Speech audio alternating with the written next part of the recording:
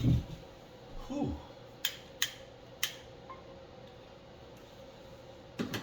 Whew. Mm. What's up, good people? Mark Holmes here, and as always, I want to say thank you all for watching, commenting, subscribing, and being part of the Joe Boo Sports Report. Without you guys, as well as you ladies, you know that this literally does not work. Hope everybody's having a great day. You know, it's almost comical because I've been here working at the Red Brick House.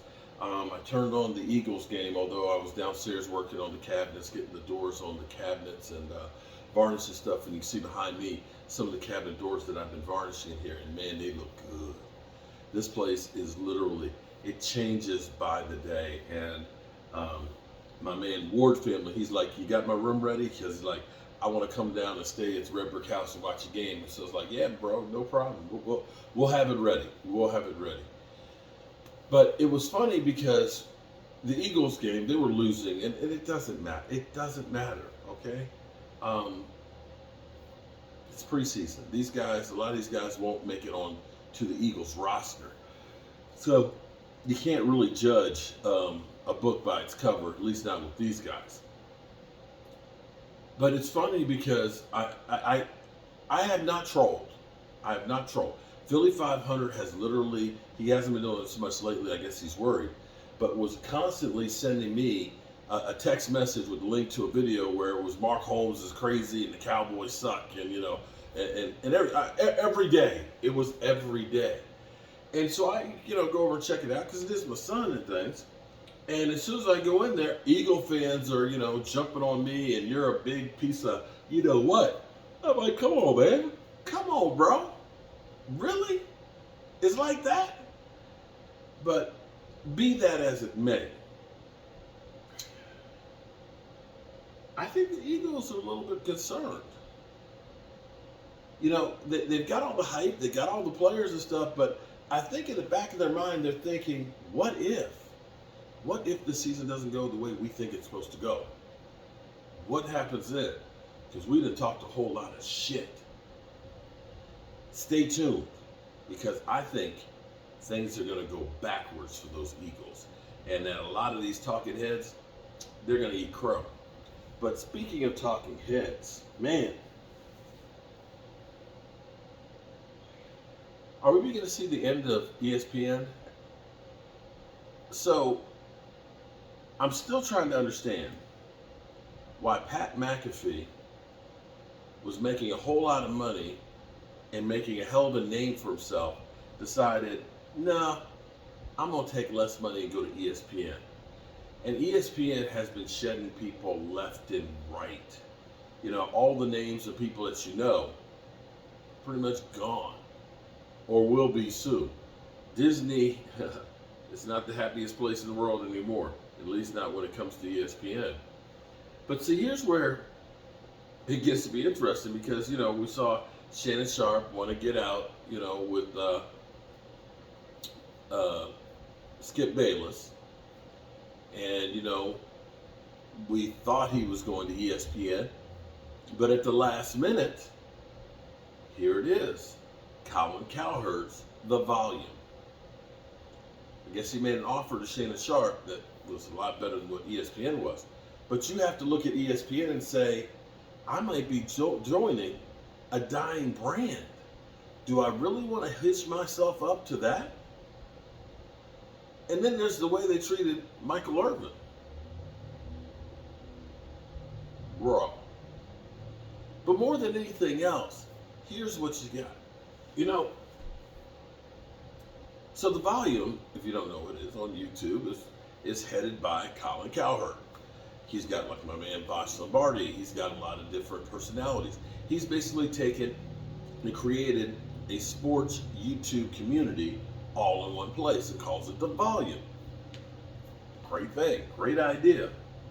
But I will say, and you can ask my man Law Nation, because I said that same thing about 5 years ago. I said, listen, between you, me, Bosh, you know, Boss Cowboys, all of these groups of guys together, we got better information and news on the Cowboys than they do at ESPN. And I said, we should bond together and make ourselves like our own network. Didn't get anybody, everybody's kind of like, we got our own thing, but diddly, diddly, diddly, diddly, dee. We got our own thing. Yeah. So, which is cool. But now you're seeing that it's actually being done. And now what you're seeing is Mike Golick, who used to be on ESPN, and it was the dumbest thing where they broke up Mike and Mike. Because Mike Greenberg is not, he's Robin. Mike Golick was Batman. But he's got a new gig with DraftKings. So what you're seeing is YouTube, which I equate as to the Wild West of now entertainment, because everybody's coming to YouTube because they realize streaming is the thing. And if I go to YouTube, I can get exactly what I want, catered exactly to what I want in 5-10 minutes. Hell, I can go ahead and get a short that's only a minute long, as opposed to me sitting around watching ESPN for 2.5 hours, and the only thing to talk about is the Dallas Cowboys and Dak Prescott. That's cool if you're a Cowboy fan, but what if you are, Tampa Bay fan or Chargers fan or Rams fan? You don't want to hear all this. It's like every day we pound. Can we pound on somebody else? And so that's where you see where everything, because of Google and all that, because of streaming, you can stream exactly what you want. And oh, by the way, you know that the streaming providers are like crack dealers, right? Yeah. The streaming providers are like crack dealers.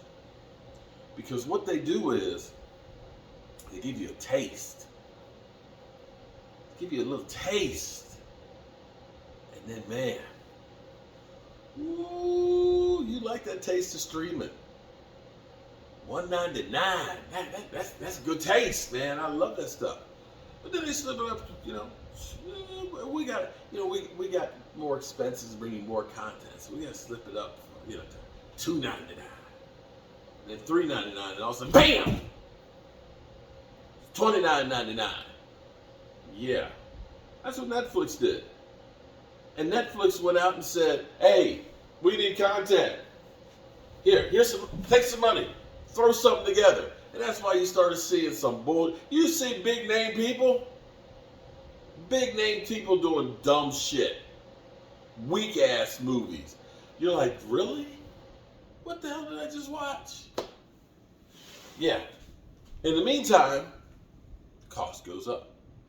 So cheap streaming, bro, you're going to spend more on streaming than if you had the cable before. You watch. But hey, at least you can get what you want. You don't have to have 800 channels to only like 3. YouTube. The Wild Wild West. Well, I got sent. It's funny. I could probably do a video just on this. Rashid excited about the Giants trading for Isaiah Simmons. He literally said LT like. Bro. You gonna say, see this is how you know, that what you get when they talk about the Cowboys is bullshit. So you gonna say a guy who's got, 26 sacks in the last 2 years, the highest sack percentage in the NFL, who's only a part-time edge rusher, a guy who literally will be playing on 8 different spots on the defense, probably the best player we've seen, or one of the best we've seen come out the gate since Lawrence Taylor. In fact, has more sacks already than Lawrence Taylor had at this time. We can't say he's like LT, that he's fitting into the groove. He's following the path. I didn't say he was. But bro, you gonna turn around and say Isaiah Simmons, who's got like 7.5 sacks in his career and like 125 tackles, that he's LT like, and you were able to get him for a 7th round pick? Bro, Rashid, do I need to call 911 for you? I'm beginning to worry, because you got some screws loose, bro. First you had Daniel Jones, better than Dak Prescott. And now you got Isaiah Simmons, LT like. Yeah, they need to check your head out. But this is the kind of stuff you get. Hatred and disrespect for the Cowboys, love for everybody else. Speaking of love you guys. Make sure you tell the people you love that you love them, because you might not get the chance again. And I love you guys. And hopefully I'll see y'all tomorrow.